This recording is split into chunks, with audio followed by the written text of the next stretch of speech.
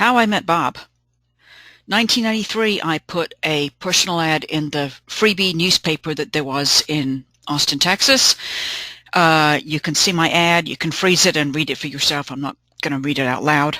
As I look through it, I don't regret anything I said there. I would probably write a very similar ad now.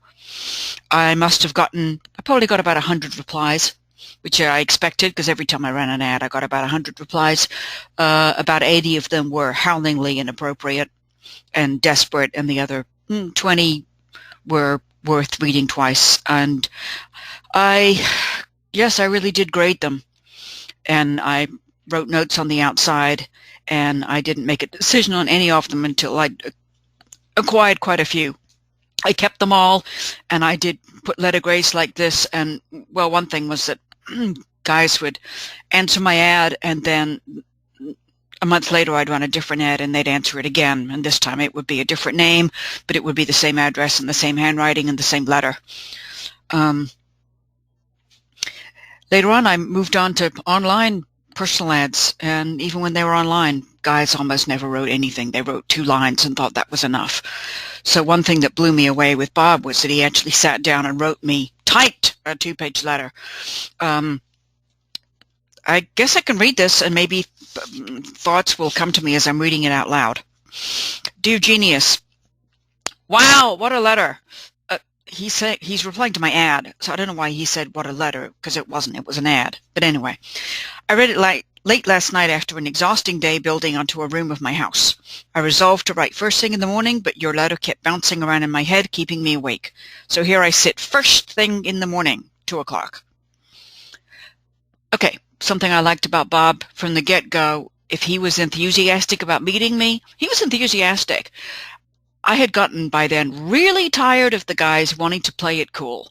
The guys who I would call and they'd act bored on the phone, or they'd always show up late for a date and act as though I was, just an inconvenience. And it was all an act. I really don't know why guys thought that actually being enthused was a bad thing. But Bob was a real change. Since you asked for details, I decided to include the recent newspaper article. After all, what's the use of shameless self-promotion if you can't use it for, well, shameless self-promotion? Friends think it captures me well, and it covers many of the aspects you expressed interest in, from a history of eclectic creativity to studious silliness. And it includes full-color, albeit slightly washed-out photos. This would have been a newspaper article about his Out of Your Tree video on genealogy that he had researched and then filmed himself. Genealogy was not something I'd ever looked into or was interested in, but it was different.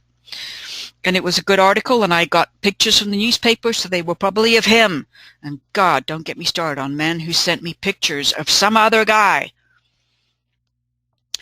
As far as traits not covered there, I've always liked myself entirely too much for self-destructive habits as drugs, smoking, overeating, heavy drinking, etc. I like being energetic and fit enough to spend all day wandering flea markets, county fairs, art museums, or climbing mountains just to see what's on the other side. The heat of Austin summers is my favorite time of the year. I've threatened to title my autobiography, Give Me Swelter, partly because I am most comfortable wearing as little as possible and nothing at all around the house. However, I've never been one for absolute public nudity, modesty grounds about myself, and aesthetic grounds about most others. Skeptical, say, I'm not too sure about that one at all. I trust I know what you mean by unmasculine. I've always enjoyed a number of close female friends who feel comfortable with me because I don't seem like one of those guys. However, it's sometimes a problem with dating because I don't fit their image of being a guy. I get very exasperated with sexual stereotyping. Masculinity or femininity or whatever any man or any woman might be as individuals. I enjoy watching football games, but I have been known to teach women friends how to sew and can make a pie crust flaky enough to make experienced homemakers weep with envy. He wasn't lying. I enjoy traveling for the experience of seeing new people and places, preferring natural wonders and folk cultures to the more exalted man-made achievements. I like short trips around Central Texas as much as official vacations to faraway places. Sometimes more. There's less pressure. Travel is one of the few things I think is worth spending money on.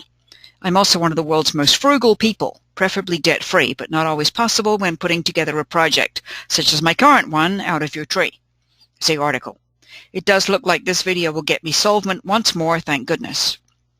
Atheism, absolutely. I've never understood belief in higher beings. If we treat ourselves and each other right, including critters. I'm a real sucker for critters. What's the point? Of course, some people like Madeleine Murray O'Hair make atheism into its own religious crusade, every bit as anti-human as most religions. Incidentally, I used the word iconoclast to describe myself in a personal ad once, and was amused at queries as to whether I actually went into churches smashing statuary, or whether I meant it figuratively as being opposed to all religious icons. So much for literal dictionary, folks. As far as child-free, I've had the mainspring removed from my biological clock some years ago to assure it. Alas, I myself am not TV-free, assuming you mean television and not transvestite. While most of it is truly a wasteland, for me there are a few enjoyable parts, especially as I'm in the business, sort of, as are many of my good friends. I read much more than watch television for entertainment as well as enlightenment. I like a wide assortment of movies, both in the theater as well as on video, with few preconceptions as to type. I've read enough. I'm not going to read any more of this. I wrote him back, and I have no idea what I said. I don't have the letter. He has it and lost it wherever. Doesn't matter. But he actually did write me a second time, and I don't think I'm going to read this one out loud. I put it on the screen. You can freeze it. You can turn your screen sideways and read it yourself. I do know that after I got this letter, I called him on the phone. I have some notes here that I made when we were talking.